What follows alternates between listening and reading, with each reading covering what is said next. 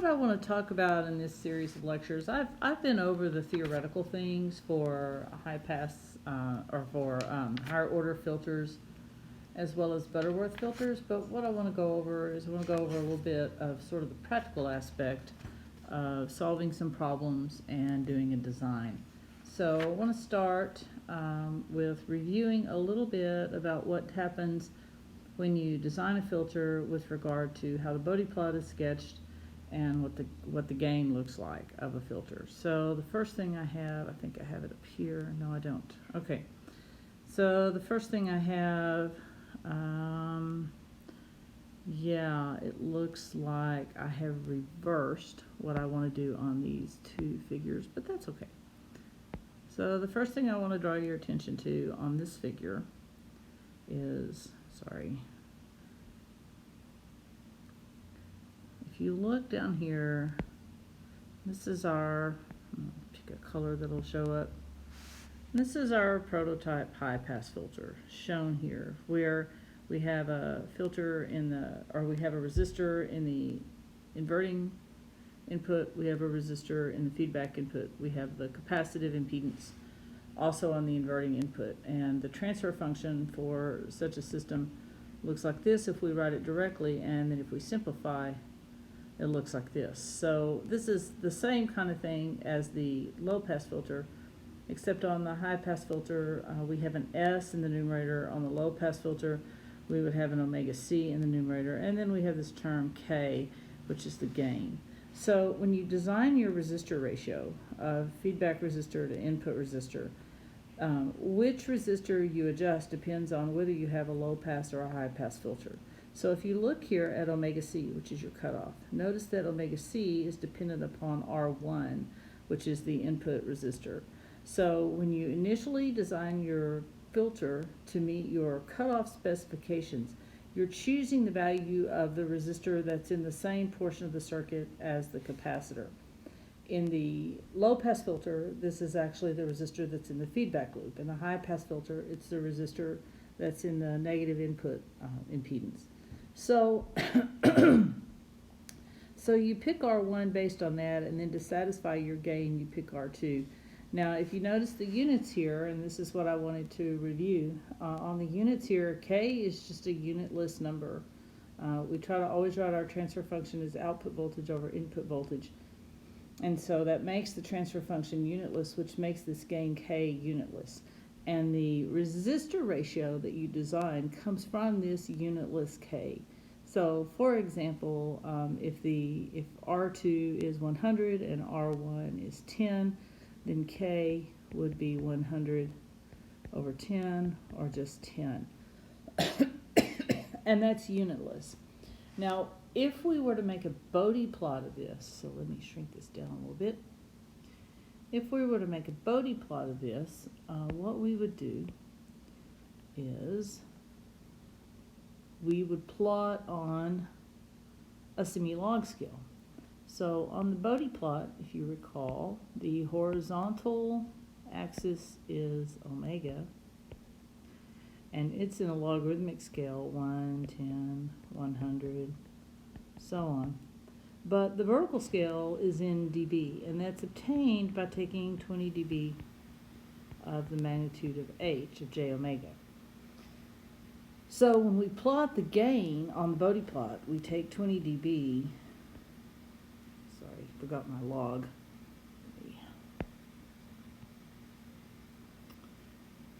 Change it, 20 dB log of the magnitude of h. So when we plot the gain, or when we calculate what the gain is for the vertical location of the transfer function on the Bode plot, we take 20 log of k. And that tells us sort of, for a high pass filter, as you let omega go to infinity, that gives you this location vertically. So adjusting the gain, as we discussed in Bode plot, smooths this up and down. But remember, what you plotted is 20 log of k, and that is in dB. This number, whatever it is, for our case, I think the example I said we'd let k equal 10. So in this case, that would give you K in dB, or the gain, magnitude of H, 20 log of the magnitude of K, as being 20 log of 10, which is 20 dB. So, but the resistor ratio is this 10 because that comes directly from the transfer function. And the transfer function does not have units of dB. I think we mentioned very early on, these transfer functions that we're going to deal with this semester are unitless. You have not taken the natural log of that transfer function.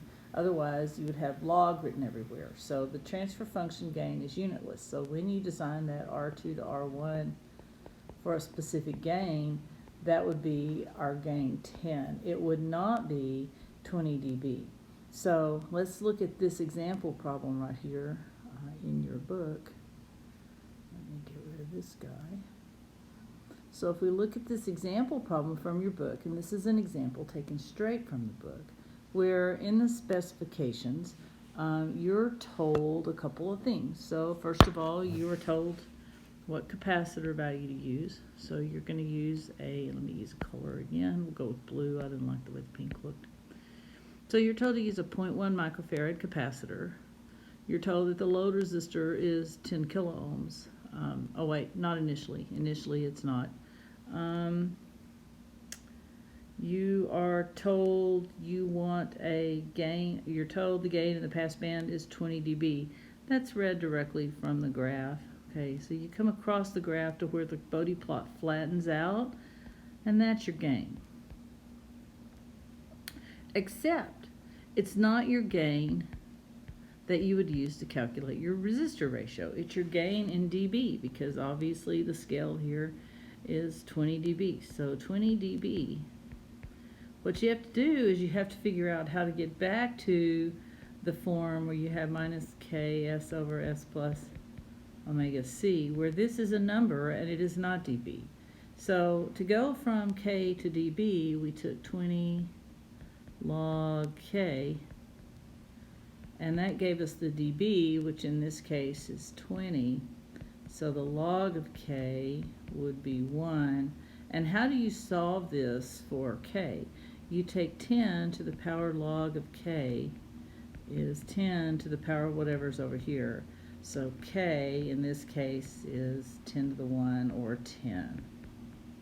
So really, if you are given a gain specification in dB, you cannot calculate a resistor ratio until you convert that dB to unitless units. This is something that most of you probably should know, because most of you are in electronics, and because we did do quite a bit of discussion on sort of the difference between dB and unitless when we talked about transfer functions. Alright, so that's that, and I highly recommend that you look at example. In my book, I'm using an old version of the book. This is example 15.2, designing a high-pass op-amp filter. Certainly you want to look through these examples before you take exam 3, because if you don't understand the very simple concepts of conversion back and forth from dB, of identifying the cutoff frequencies and the critical points, then you very likely could struggle on both the final exam and the project. Alright, so that brings me to look at another design issue and thing I want to talk about. And where is, I guess I don't write that down anywhere. Okay, so this is how, using op amps, we design a bandpass filter. I think I discussed this in the prior video lecture. We basically take a low pass filter given here and a high pass filter given here, and then an inverting amplifier. Now, why would you choose 3 stages? You choose 3 stages because it's most convenient to design the low and the high pass filter with a gain of 1. That way you're not using this multiplicative effect where you have different gains in each filter, and it then doesn't lead to any confusion. So best to design these 2 with a gain of 1, and then let your inverting amplifier stage be used to set your desired gain. Okay, so that's sort of the approach that we take. It's a little bit counterintuitive. Okay, this is going to look like this, where this is this is writing my omega sideways. This is my omega C1, and this is my omega C2. And what I want you to notice is that my omega C2 corresponds to the cutoff of the low pass filter, even though it's the higher frequency. And the omega C1 corresponds to the cutoff of the high pass filter, even though it is the lower frequency. So you can kind of visualize this graph here would be a sum of one that looks like this, which is your high pass, or product, sorry, and one that looks like that, which is your low pass. If you multiply these two together, the fact that this one is approaching 0 out here, zeroes out that in the product, and same here, you zero out the flat portion of the high pass filter when you take the product of these two curves. So your resulting sum is a band pass filter that looks like this. If you do this backwards, what's going to happen? If you do this backwards, okay, you'll have, use a different color here, okay, you'll have a, here's my high pass filter, and then let me put my low pass filter in red.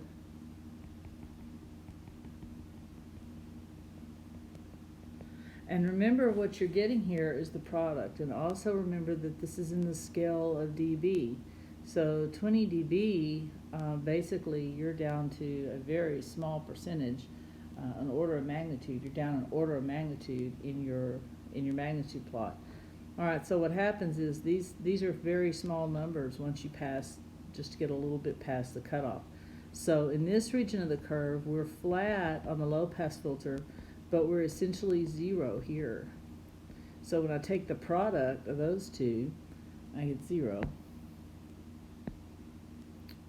So I get 0. And then, you know, when I get over here, I have a constant gain, but here I'm, for all practical purposes, 0.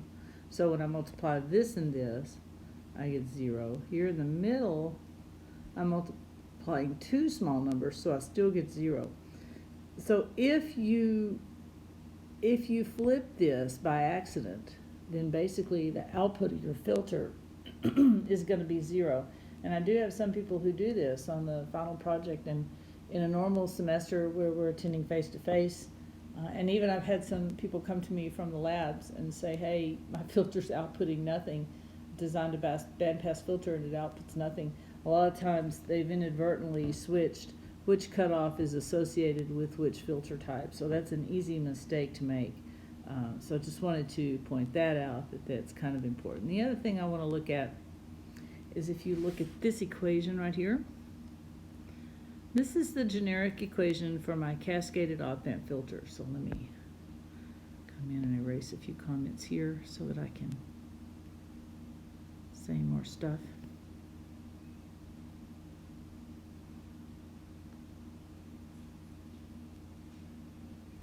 Okay, so this is the equation for my cascaded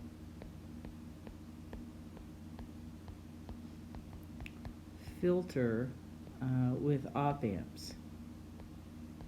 Okay, and I think you can see it. We'll pull out the gain.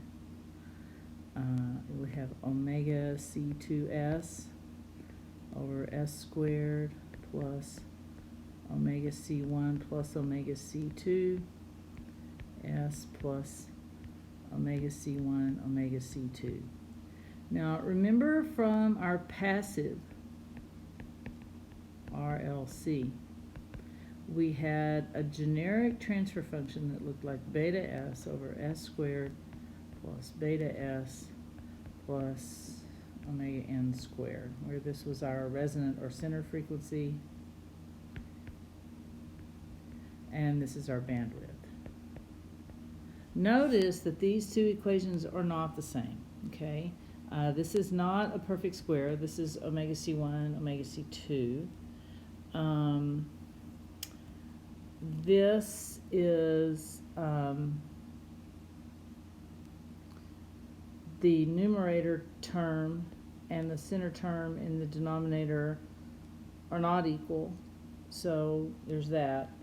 So basically there are some differences. Now if omega C1 is much less than omega C2, then omega C1 plus omega C2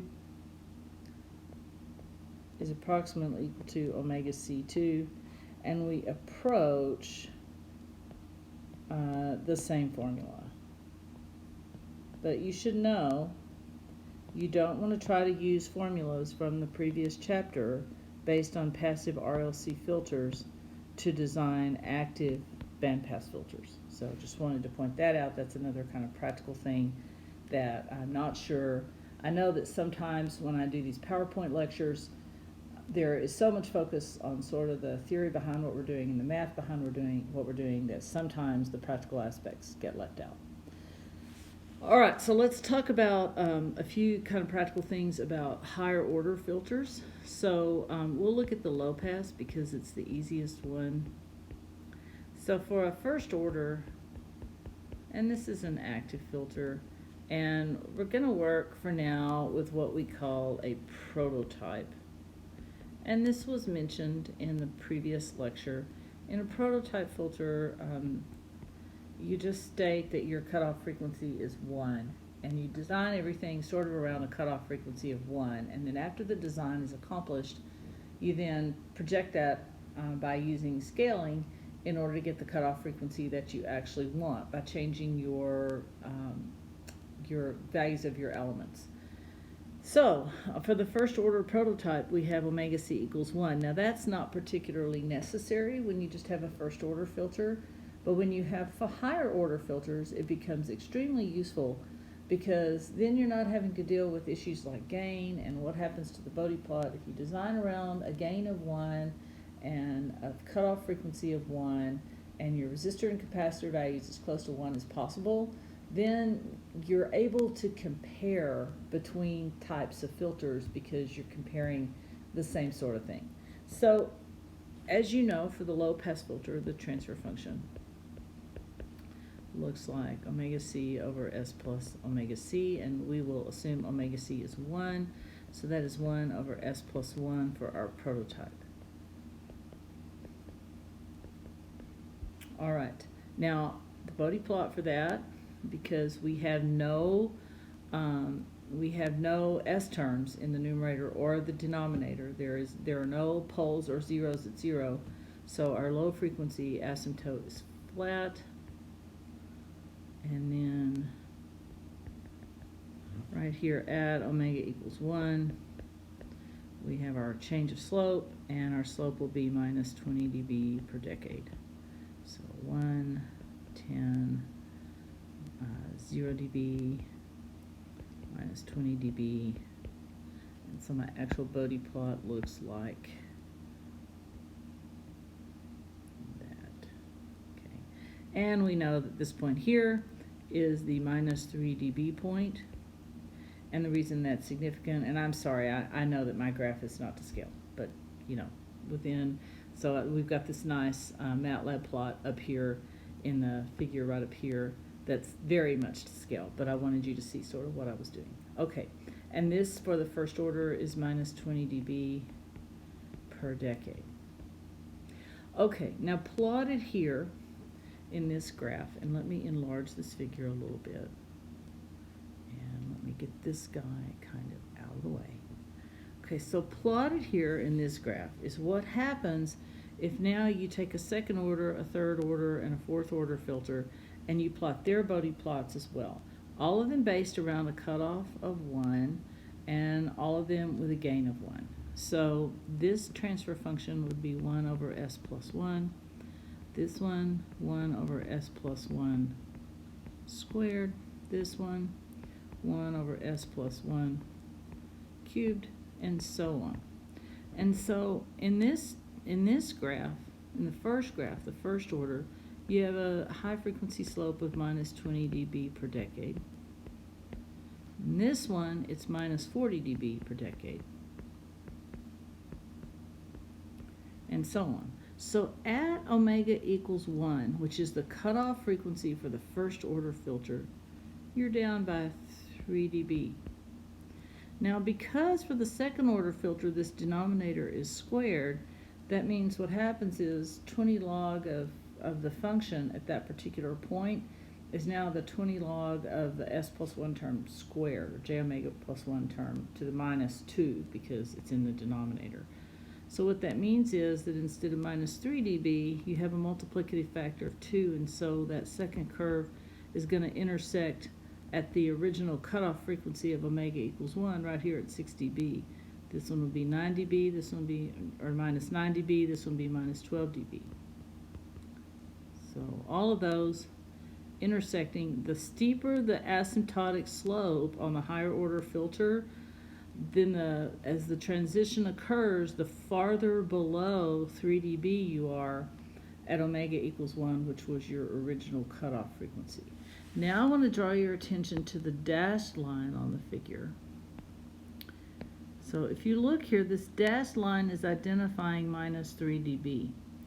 And so you can see that in your original first order low pass filter, which was just your 1 over s plus 1, we crossed at 3 dB right at 1.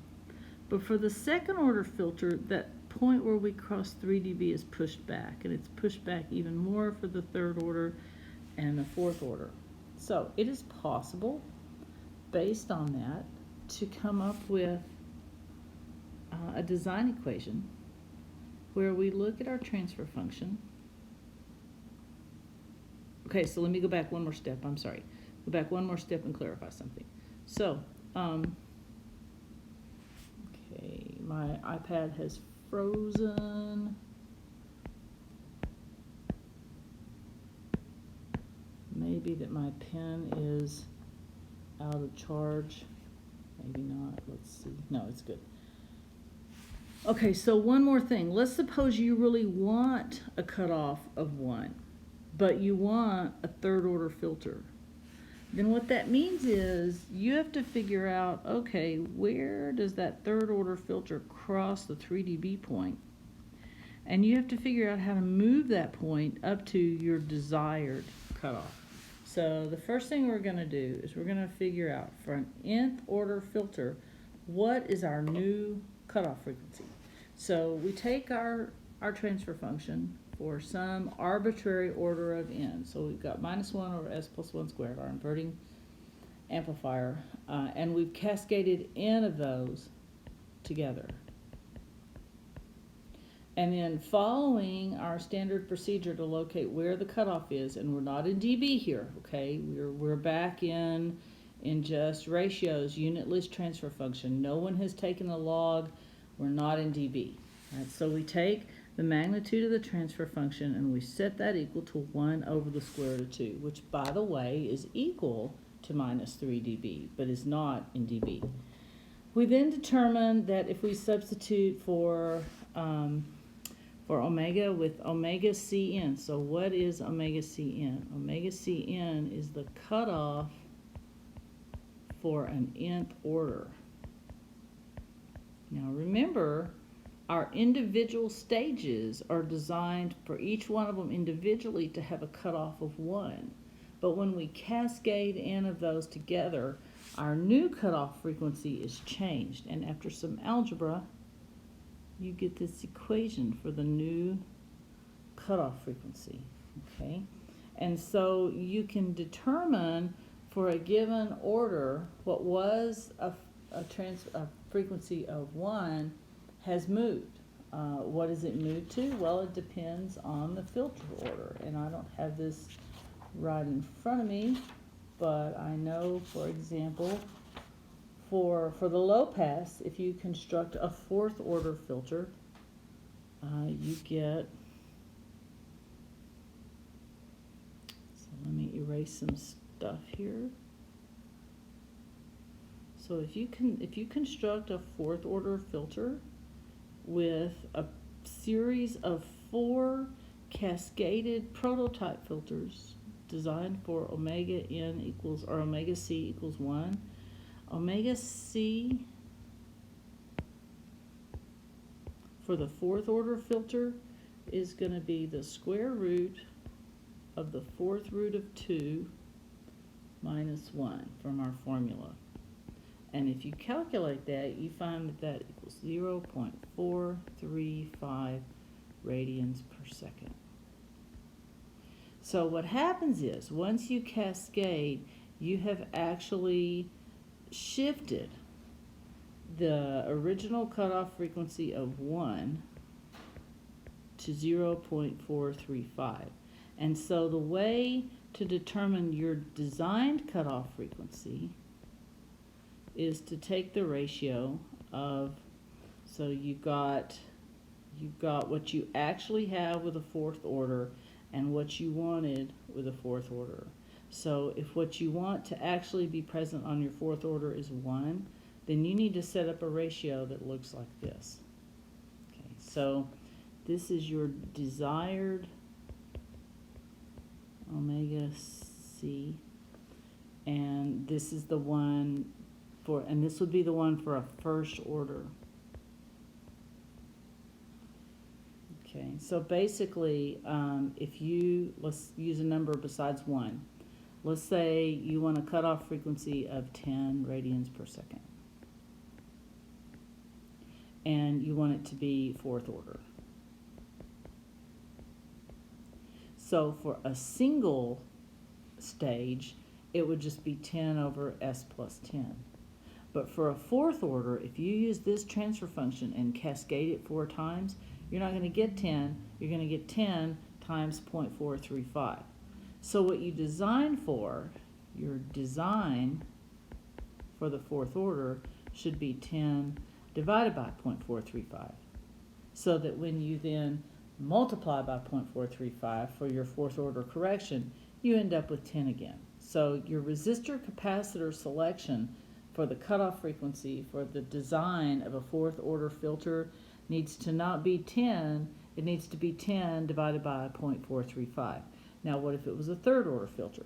Then you would take the third root of 2, subtract 1, take the square root, get a new number here, divide 10 by that number, and that would be what would be in your transfer function. So your transfer function would look like omega design over s plus omega design to the fourth.